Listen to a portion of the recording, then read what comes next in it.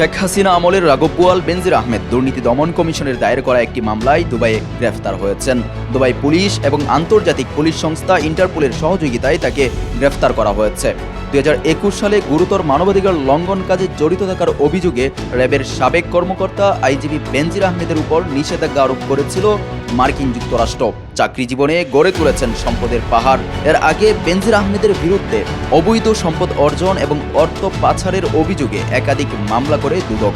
এসব অভিযোগের তদন্তের অংশ হিসেবেই তার বিরুদ্ধে আন্তর্জাতিক পর্যায়ে পদক্ষেপ নেওয়া হয়। তবে গ্রেফতারের বিষয়ে সংযুক্ত আরব আমিরাত বা বাংলাদেশের সংশ্লিষ্ট কর্তৃপক্ষের পক্ষ থেকে এখন পর্যন্ত আনুষ্ঠানিক কোনো বার্তা আসেনি।